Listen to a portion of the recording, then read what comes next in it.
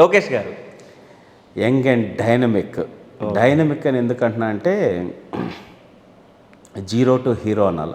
Zero అంటే ఆయన ఎప్పుడు జీరో కాదు, బట్ వైఎస్ఆర్సీపీ వాళ్ళు ఆయన్ని జీరోలాగా చేయాలని చెప్పనేసి అని ఆయన మీద ఒక ఫ్యూచర్ లీడర్ లేకుండా తెలుగుదేశం పార్టీకి ఒక నెగిటివ్ ఇమేజ్ బిల్డ్ చేయాలని కోట్లాది రూపాయలు ఖర్చు పెట్టారు సోషల్ మీడియాలో ఆయన్ని డిఫేమ్ చేయడానికి.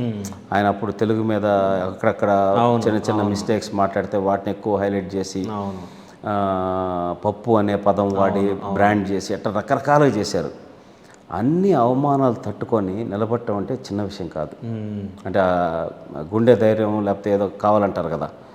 బికాజ్ గోల్డెన్ స్పూన్తో పుట్టిన వ్యక్తి. వాళ్ళ తాతగారు ముఖ్యమంత్రి, తండ్రి ముఖ్యమంత్రి, అటు మామయ్య ఒక మేనమామ ఒక సూపర్ స్టారు, ఒక లెగసీ ఫ్యామిలీ, అంత ఇదిలో ఉండి అటువంటి తట్టుకోవాలంటే చాలా సెన్సిటివ్గా ఉంటుంది.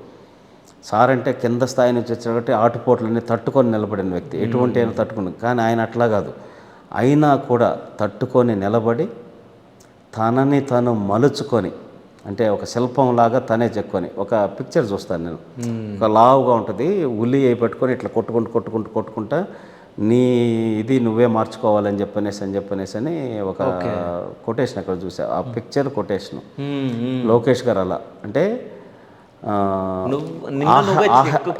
ఆహార్యం దగ్గర నుంచి, అంటే బయట బాడీ దగ్గర నుంచి ప్లస్ మాట దగ్గర నుంచి యువగళం పాదయాత్ర ఇట్స్ ఎ బిగ్గెస్ట్ థింగ్.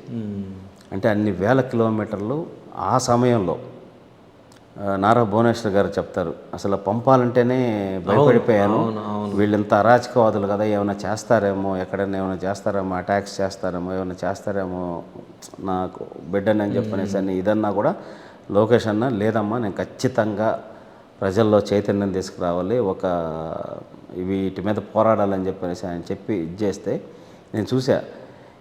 ఎన్ని రోజులు కాళ్ళు వాచిపోయి బొబ్బలు గట్టిపోయి నా కళ్ళ ముందు నేను షూస్ తీసి ఆయన ఐస్ వాటర్లో పెట్టుకొని కూర్చొని మళ్ళీ మార్నింగ్ కల్లా లేదు ఒకరోజు బ్రేక్ ఏదంటే నో ఖచ్చితంగా నడవాల్సిందని చెప్పనేసి అని వేళ్ళు జనాల అభిమానంతో చేతులు పట్టుకొని లాగుతుంటే వేళ్ళు గీసుకుపోయి రక్తాలు వచ్చి వేళ్ళు వంగిపోయి అసలు ఎన్ని రకాల ఇబ్బందులు పడ్డా అంటే అన్ని రకాల ఇబ్బందులు పడ్డాడు. అవన్నీ నేను దగ్గరగా చూశాను.